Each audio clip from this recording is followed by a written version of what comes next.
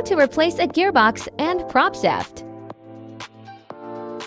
Welcome back, and we are keeping the narrative on mechanical repairs.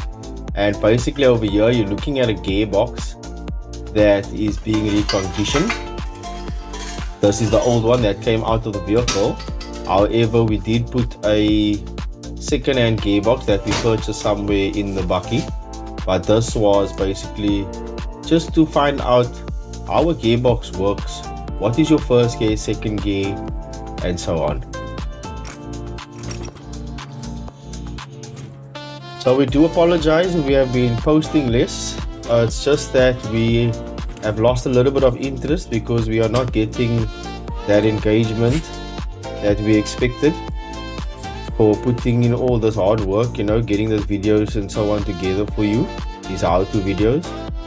And sometimes, when you put in effort, a lot of effort into something and don't get reciprocated energy, it's just you lose interest basically.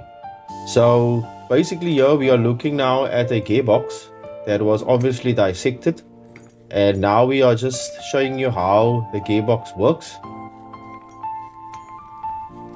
So basically when you push on the clutch, then the stop part over here, it slides across, and that is what selects the gears towards different settings. You get now obviously first gear, second gear. Your reverse gear normally sits at the bottom on its own shaft, and your first gear is normally the biggest wheel, or gear rather, with the most teeth.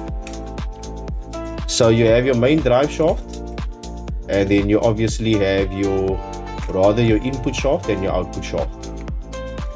So this is just understanding how it works, trying to figure out what makes a gearbox and so on, what happens when you press the clutch in your vehicle, what does the release bearing do, and so on. And it's interesting. And this was basically the fault of the gearbox. We are going to take this shaft over here now and see if we can replace that gear that's on there, that you can see that's damaged like that, the teeth.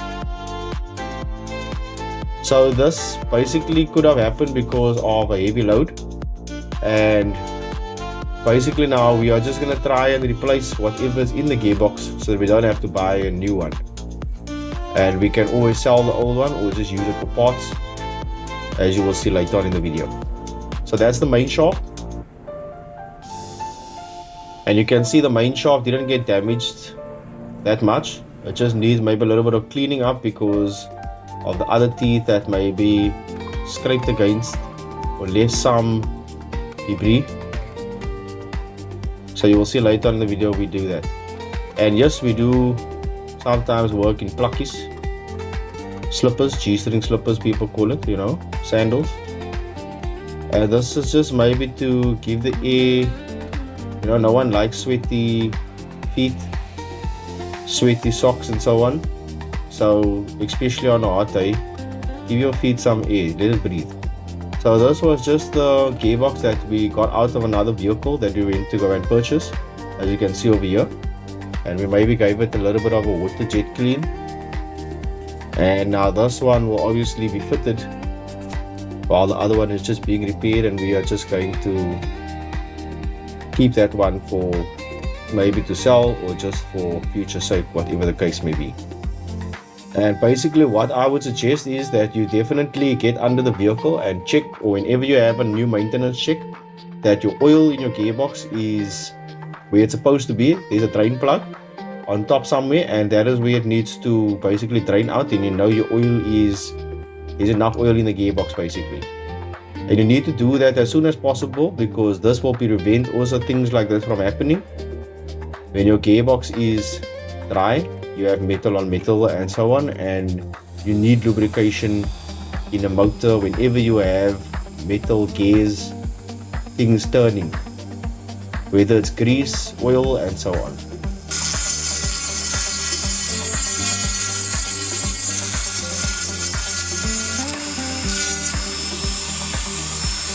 So we basically just polished the gears a bit for the Dremel 3000, and now we are just testing everything with the replaced part in front, with that bearing that you saw with the damaged gears. And or rather the teeth of the gear.